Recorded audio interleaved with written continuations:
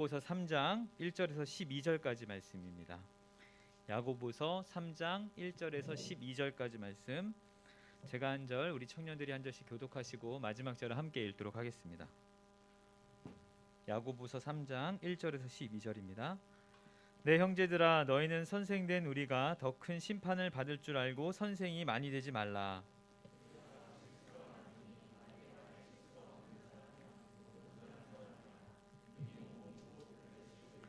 우리가 말들의 입에 재갈 물리는 것은 우리에게 순종하게 하려고 그 온몸을 제어하는 것이라.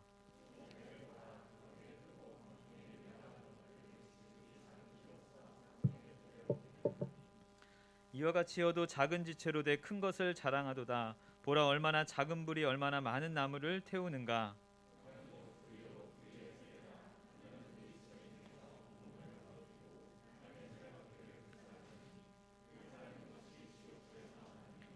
여러 종류의 짐승과 새와 벌레와 바다의 생물은 다 사람이 길들일 수 있고 길들여 왔거니와,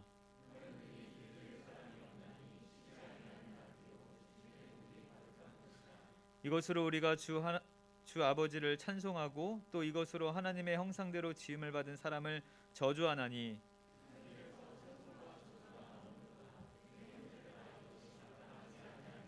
샘이 한 구멍으로 어찌 단물과 순물을 내겠느냐.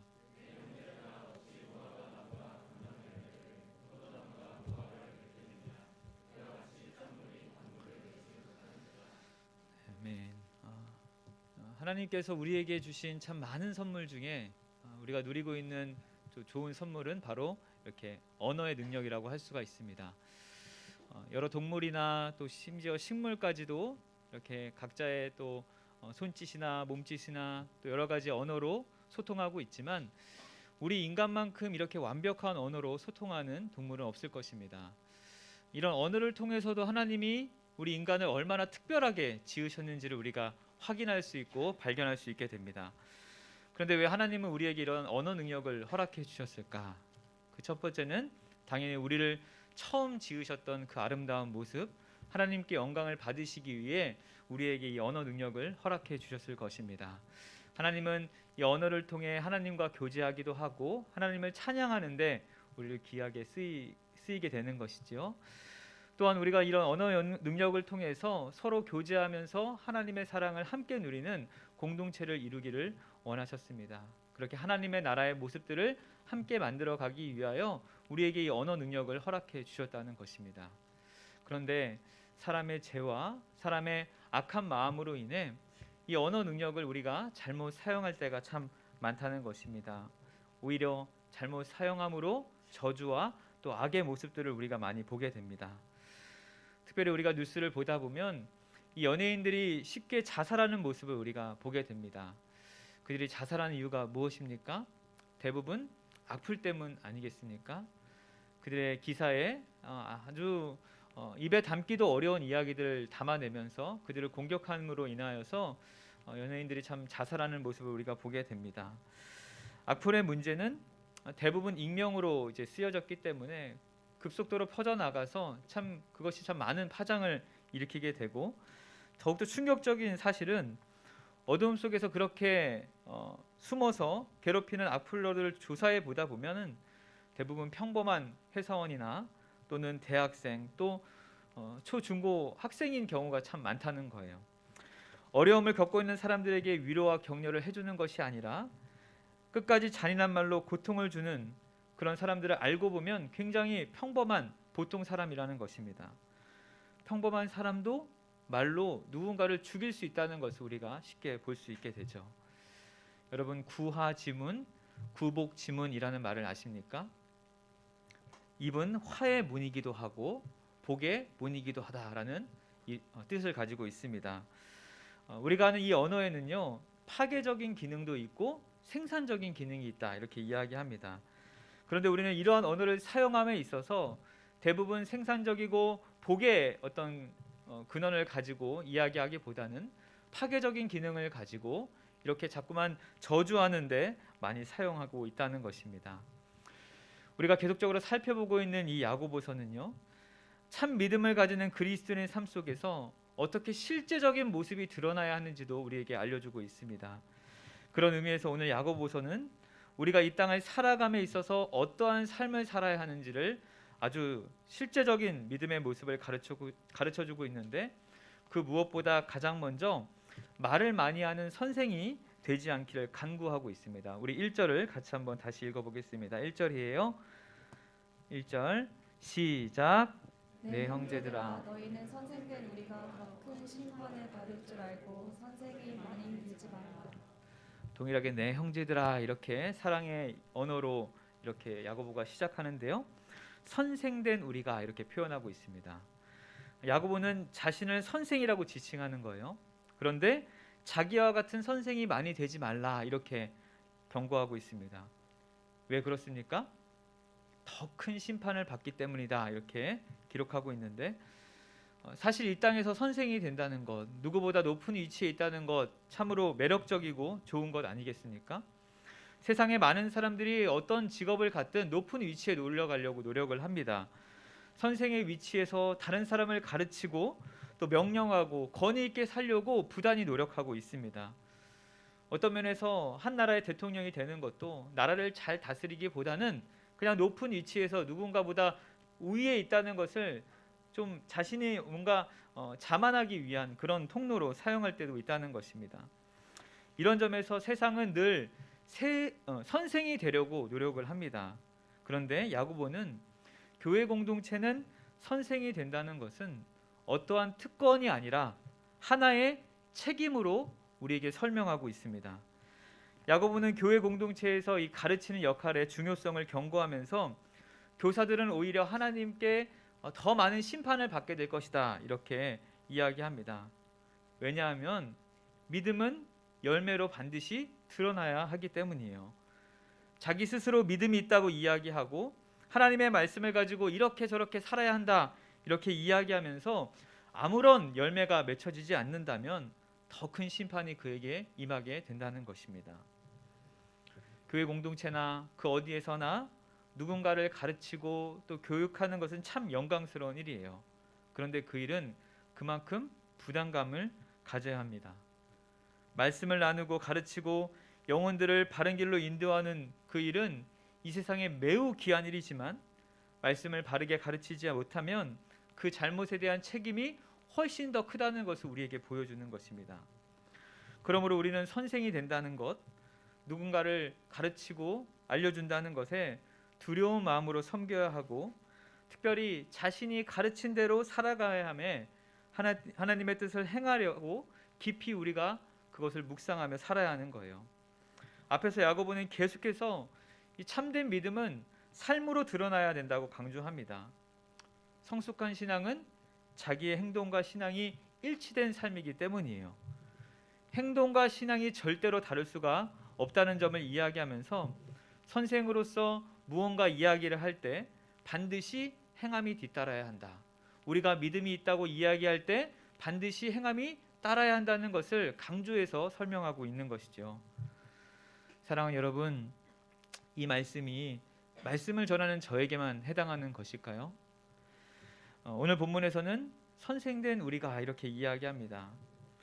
그런 의미에서 우리 모두 다 하나님의 말씀을 경험하고 하나님의 말씀을 이미 체험한 자들이에요. 우리는 복음의 그 참 영광스러운 그 사명을 받은 즉시 우리 모두는 이 복음에 능수능란한 사람이 되어서 이 땅에 복음을 전하는 사람이 되어야 합니다. 그런 점에서 이미 우리 모두가 선생이 되었다고 할 수가 있어요. 거룩한 사명을 부여받은 자로서 이 땅에 하나님의 말씀을 선포하는 그런 위치에 우리가 있다는 것이죠. 오늘 1절에서도 야고보는 선생된 우리가 이렇게 기록함으로써 그리스도인은 하나님의 말씀을 전하는 자로 이미 선생이 되었다 이렇게 이야기할 수 있습니다. 그런데 왜 그런 선생이 되지 말라는 것입니까? 그것은 그들이 가지는 위험성이 참 크기 때문이다 그렇게 볼 수 있어요. 우리 2절을 계속해서 한번 읽어보겠습니다. 2절이에요. 시작. 우리가 다 실수가 많으니 만일 실수가 없는 자라면 곧 온전한 사람이라 능히 온 몸도 굴레 씌우리라. 선생은 무엇보다 말을 많이 하게 되지 않겠습니까? 그런데 이 말을 다스리기가 참 어렵습니다. 야고보도 말을 많이 하다 보면 반드시 말실수를 하게 되기 때문에 말실수가 없는 사람이라면 온전한 사람, 또 성숙한 사람이다 이렇게 이야기합니다. 우리가 이 땅에서 그리스도인으로 살아가면서 가장 조심해야 할 것이 바로 이 말이에요. 하나님께서 우리에게 하나님의 백성으로 온전한 백성으로 성숙한 백성으로 살아가도록 우리를 부르셨는데 우리는 종종 이 말로 인해 넘어지고 쓰러지는 것을 많이 경험하게 됩니다. 우리 모두는 온전하게 그렇게 살아갈 수 없는 존재입니다. 우리의 힘으로 될 수 없기에 우리는 늘 주님의 도우심을 구하며 살아야 하는 거예요. 우리는 반드시 말실수를 할 수밖에 없는 그런 존재입니다. 선생으로 이 땅 가운데 아무리 노력하고 그렇게 최선을 다해 살아간다고 해도 반드시 실수하게 마련입니다. 그래서 우리는 늘 이렇게 기도해야 하는 거죠. 하나님, 내 입술에 정한 마음을 주시고 나의 입에 파수꾼을 세워주셔서 불필요하고 무익한 말을 다 사라지게 하여 주시고 남에게 상처 주는 말을 하지 않도록 나를 인도하여 주시옵소서. 이렇게 늘 우리를 붙잡아야 하고 우리에게 계속적으로 책찍질을 해야 합니다. 그런데 도대체 말이 어떤 것이기에 이렇게 우리 인생에 아주 큰 영향력을 주는 것일까? 그것은요, 이 말은 사람을 지배하는 능력을 가졌기 때문이에요. 오늘 본문에서도 야고보는 몇 가지 예를 들면서 우리 인생에서 이 말이 얼마나 큰 영향력을 미치는지 설명하고 있는데 우리 3절을 읽어보겠습니다. 3절이에요. 시작. 우리가 말들의 입에 재갈 물리는 것은 우리에게 순종하게 하려고 그 온몸을 제어하는 것이라.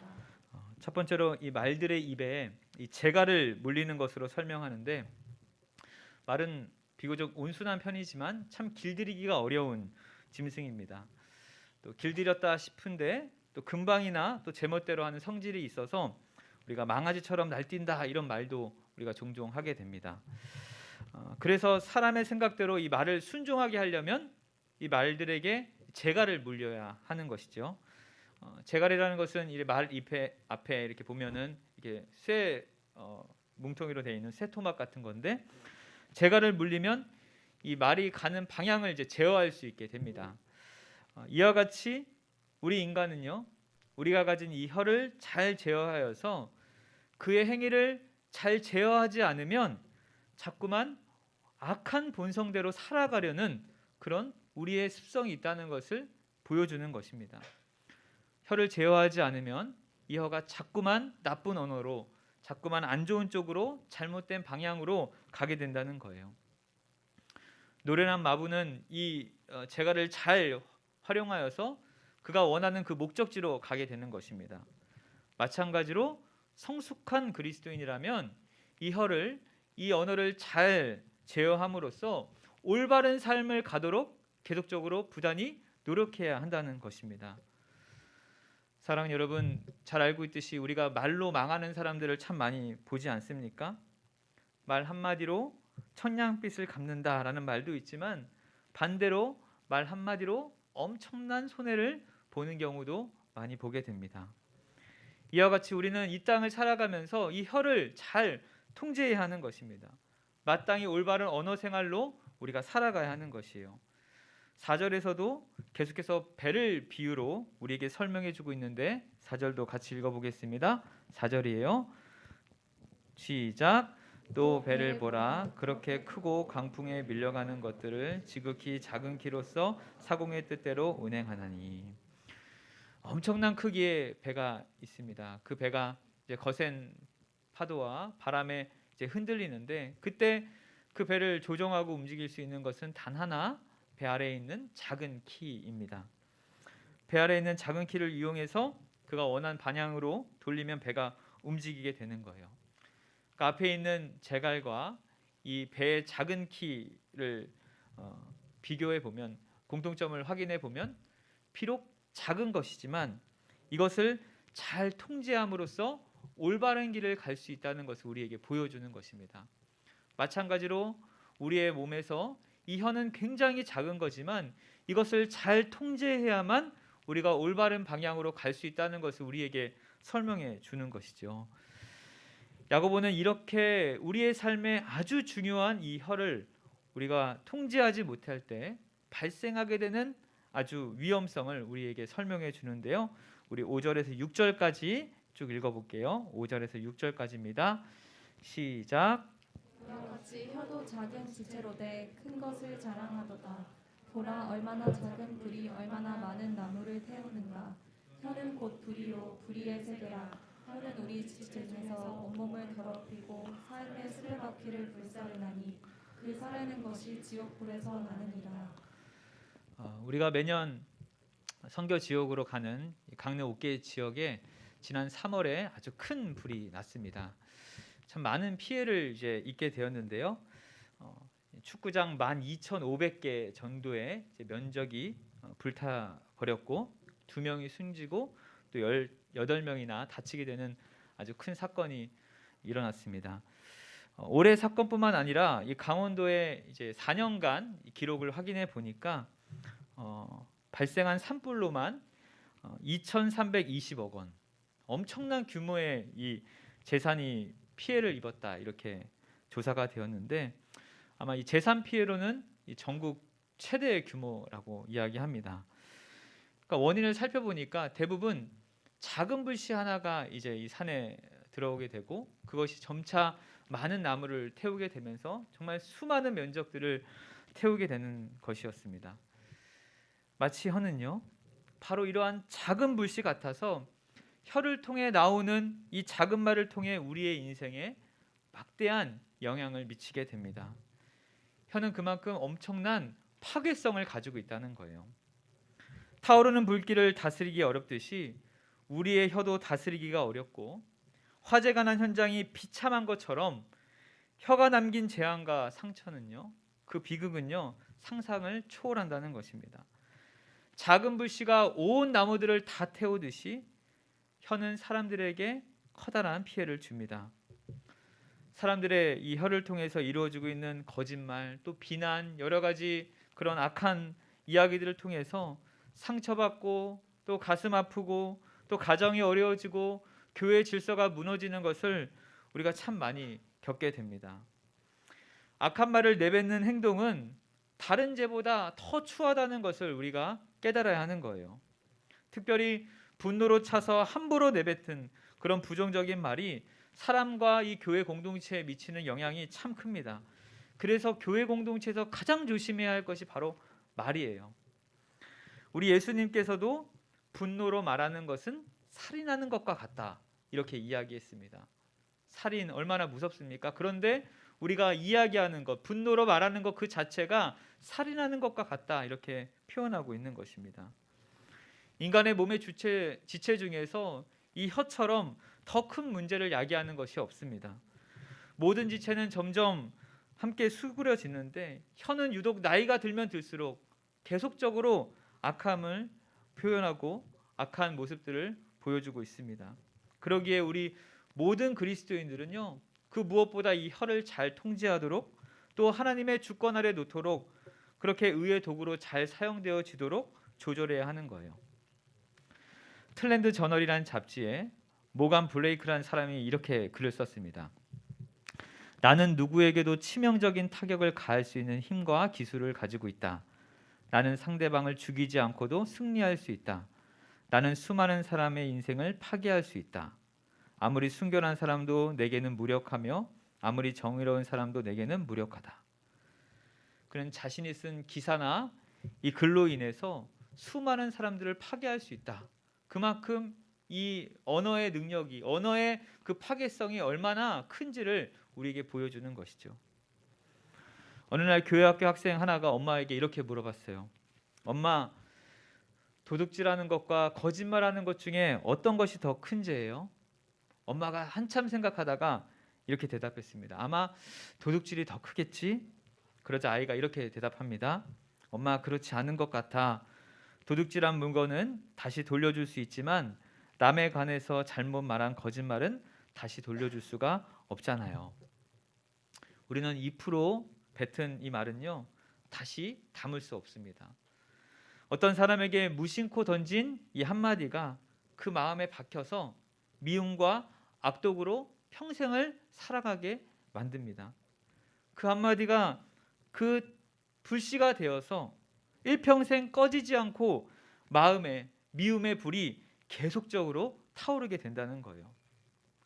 저는 오늘 본문을 묵상하면서 참 저의 삶을 돌아봤어요. 우리 사랑하는 청년들에게 했던 그 한마디 한마디가 어떤 영향을 미쳤을까?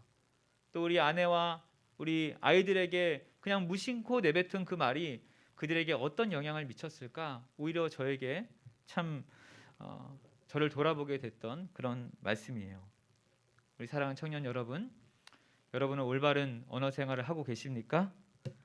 내가 무심코 던진 그 한마디에 어떤 사람은 가슴에 깊이 고통을 당하게 됩니다. 오늘 본문의 말씀처럼 생애의 바퀴를 불사르게 되는 거예요. 꺼지지 않는 불은 계속 부르다가 끝내 지옥의 불까지 연결되는 것입니다. 이처럼 무서운 파괴력을 갖고 있는 것이 바로 혀고 말이라는 사실을 우리가 반드시 기억하고 올바른 언어 생활을 해 나아가는 저와 여러분 되기를 바랍니다. 야고보는 계속해서 혀가 가진 특징을 한 가지 더 소개하는데요. 혀가 굉장히 완고하여서 도저히 길들일 수 없는 것이다. 독과 같은 것이다. 이렇게 설명합니다. 우리 8절을 같이 읽어보겠습니다. 8절이에요. 시작. 혀는 능히 길들일 사람이 없나니 쉬지 아니하는 악이요 죽이는 독이 가득한 것이라. 네. 지난번에 저희 집에 거북이가 있다고 제가 한번 소개해드렸는데 아직까지 잘 살아 있습니다. 그런데 이 거북이가 예전에는 밥을 주던 말던 그냥 자기가 하고 싶은 대로 막 이렇게 돌아다니더라고요. 사람들이 보고 있든 말든 뭐 자기가 원하는 대로 이렇게 지내고 있었는데 요즘은요, 먹이통만 이렇게 흔들면 얘가 반응하기 시작해요. 그래서 이 벽에 손을 딱 대고 딱 움직이면 이 거북이가 마치 이걸 먹으려고 이렇게 쫓아오는 모습을 제가 경험하게 됩니다. 말이 통하지 않는 거북이도 참 길들일 수 있구나, 이런 생각을 제가 하게 되었는데요. 우리는 이 땅에 있는 여러 종류의 짐승과 벌레 또 물고기까지도 길들일 수 있습니다. 그런데 우리가 가진 이 혀는 도저히 길들일 수가 없는 거예요. 혀는 죄악된 육신의 일부인데 그 중에 도저히 길들일 수 없는 가장 악한 부분이라는 것을 우리에게 알려줍니다. 혀에는 죽이는 독이 가득하여서 온갖 피해를 입히고 결국에는 파멸까지 이르게 하는 그런 악한 것이다, 이렇게 표현하고 있는 것입니다. 그러기에 우리는 늘 하나님의 도우심이 필요한 것이에요. 도저히 우리가 길들일 수 없는 그런 악한 것이기 때문에 하나님의 도움이 아니면 불가능하다는 것을 우리가 늘 인식해야 하는 것입니다. 하나님, 나의 악한 본성을 더 잘 아시오니 하나님의 선한 손길로 우리를 인도하여 주시옵소서. 날마다 기도할 수밖에 없는 것이 바로 우리의 언어 생활입니다. 그런데 여러분, 여기서 반드시 기억해야 할 것이 한 가지 있어요. 혀가 악한 일만 하는 것이 아니라는 거예요. 우리가 독도 악한 독이 있지만 또 잘 사용하면 건강하게 하는 독도 있습니다. 마찬가지로 우리에게 주어진 이 혀가 독이 가득하지만 원래 하나님이 우리에게 이 혀를 주시고 우리의 지체를 허락하여 주셨을 때 아름답게 사용하기를 원하셨다는 거예요. 우리 9절에서 10절 말씀 한번 계속해서 읽어보겠습니다. 9절 10절 말씀입니다. 시작. 이것으로 우리가 주 아버지를 찬송하고 또 이것으로 하나님의 형상대로 지음을 받은 사람을 저주하나니 한 입에서 찬송과 저주가 나오는도다. 내 형제들아, 이것이 마땅하지 아니하니라. 아멘. 하나님은 우리에게 말하는 능력을 통해서 하나님을 찬송하기 위하여 지으셨습니다. 하나님의 형상대로 아름답게 지음을 받았다는 거예요. 그리고 세상 사람들을 아름답게 섬기고 축복하기 위해 지음을 받았습니다. 근데 우리가 이걸 어떻게 사용하고 있는 것이에요? 다른 사람들을 죽이는데, 파괴하는데, 저주하는 용도로만 계속적으로 우리가 이것을 쓴다는 것입니다. 사랑 여러분, 하나님께서 처음 우리에게 이 말과 혀를 주셨을 때 그 모습으로, 그 아름다운 모습으로 지금 살아가고 계십니까? 세상에는 사람을 살리는 말도 있고 사람을 죽이는 말도 있습니다. 어떤 말은 죽어가는 사람들에게 새 생명을 불러일으키기도 합니다. 그래서 자살하는 사람들이 이제 라디오에서 들려 나오는 어떤 간증이나 또 아름다운 이야기를 듣고 나서 새 사람이 돼서 성공했던 그런 간증도 우리가 듣게 됩니다. 아까도 이야기했지만 우리나라 속담에도 말 한마디가 천냥빚을 갚는다, 이런 말도 있는 것이죠. 이와 반대로 어떤 사람들은 자기가 하지 않는 일도 모함을 받게 되어서 자살하는 경우도 있습니다. 모로코의 속담 중에 말이 입힌 상처는 칼이 입힌 상처보다 깊다, 이런 말도 있습니다. 우리는 말로 상처를 많이 받게 되죠. 말은 사람의 생명을 살리기도 하고 죽이기도 하는 것입니다. 우리 사랑 남서울 청년 여러분, 이 땅을 살아가면서 우리에게 이 언어 생활이 참 중요합니다. 성경에서도 우리가 이 언어 생활을 얼마나 중요하게 여겨야 하는지 잘 설명해 주는데, 잠언 18장 21절이에요. 제가 읽어드리겠습니다. 죽고 사는 것이 혀의 힘에 달렸나니 혀를 쓰기 좋아하는 자는 혀의 열매를 먹으리라. 우리가 우리의 삶 속에 이 혀를 어떻게 쓰느냐에 따라서 우리가 어떤 열매를 맺는지 알게 되는 거예요. 오늘 본문에서도 이렇게 기록하고 있죠. 내 형제들아, 어찌 무화과 나무가 감난 열매를, 포도나무가 무화과를 맺겠느냐. 이와 같이 짠물이 단물을 내지 못하느니라. 우리 사랑하는 여러분, 우리는 이 땅에서 믿음의 청년들로 이 땅을 살아가고 있습니다. 그런데 종종 우리의 입술을 통해 선포되는 그 이야기들을 보면 과연 참 믿음의 열매를 맺고 있는 모습인지 분간하기가 어려울 때가 참 많아요. 야고보는 세상에서 혀를 완벽하게 다스리고 조정할 수는 없지만 하나님을 믿는 백성들은 그 일에 진지하게 노력 아름답게 지으셨기 때문이에요. 우리 마지막으로 성경 한 곳만 찾고 말씀을 마치고자 하는데요. 에베소서 4장 29절 말씀입니다. 에베소서 4장 29절, 우리 한 목소리로 읽겠습니다. 시작. 무릇 더러운 말을 너희 입 밖에도 내지 말고 오직 덕을 세우는데 소용되는 대로 선한 말을 하여 듣는 자들에게 은혜를 끼치게 하라. 한 번만 더 읽을까요? 무릇 더러운 말을 너희 입 밖에도 내지 말고 오직 덕을 세우는데 소용되는 대로 선한 말을 하여 듣는 자들에게 은혜를 끼치게 하라. 아멘. 사랑하는 여러분, 우리 그리스도인들에게 이 말은요, 사실을 말하는 것 이상의 책임을 요구합니다. 단순히 내가 말하는 것으로 끝나는 것이 아니라 과연 내가 이 하고 있는 말을 통해 이 듣는 사람들에게 기쁨이 되는가, 은혜를 주고 있는가, 이런 것까지 고려해야 하는 거예요. 참 그 부담감이 크죠. 어떻게 그렇게까지 생각하고 이야기를 할 수 있습니까? 그렇게 말할 수 있지만 우리가 그리스도인이 된다는 것, 하나님을 믿고 따른다는 것, 그만한 거룩한 부담감을 가지고 살아가는 것입니다. 인간의 연약함이 비록 그 짐이 참 무거워서 감당하지 못할 때가 있지만 그렇게 신실하게 그 길을 걸어가는, 그렇게 참다운 믿음의 모습들을 지켜나가는 그리스도의 삶에 반드시 영광이 있고 하나님의 놀라운 은혜를 체험하게 하여 주십니다. 우리 사랑하는 여러분, 이 시간 옆에 한번 쳐다볼까요? 사랑하는 지체들이 보이십니까? 네, 어색하죠? 우리가 이 땅을 살아가는 것 참 부담감이 있고, 참 이렇게 어떻게 올바른 언어 생활을 하며 평생을 살아갑니까? 그 무게가 참 크고 감당하기가 어려울 때 우리 옆에 사랑하는 지체가 있음을 기억하시고 힘을 내길 바랍니다.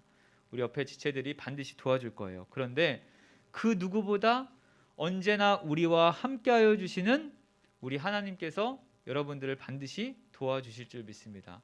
우리에게 성령님을 보내주셔서 우리가 참아 뱉지 못하는 이야기들까지도 하나님이 다 인도하여 주셔서 불가능해 보이는 그 순간에서도 우리를 도우시고 아름답게 이끄시는 성령님의 놀라우신 은혜를 우리가 이 땅을 살아가면서 늘 경험하게 될 것입니다. 나를 내가 지배하는 것이 아니라, 혀가 나를 지배하는 것이 아니라 오직 성령님께서 나의 언어뿐만 아니라 모든 삶의 영역을 지배하시도록 우리 하나님께 우리의 삶을 내어드릴 때 우리를 가장 아름답게 지으신 그 하나님께서 여러분의 삶을 가장 아름다운 모습으로 지어 나아가실 줄 믿습니다. 오늘 함께하는 우리 모든 사랑하는 청년들 올바른 언어 생활로 이 땅을 신실하게 또 살아가는 은혜가 가득하기를 우리 구주 예수 그리스도 이름으로 축원합니다. 이 시간 같이 오늘은 좀 축복하며 찬양을 하기 원하는데요.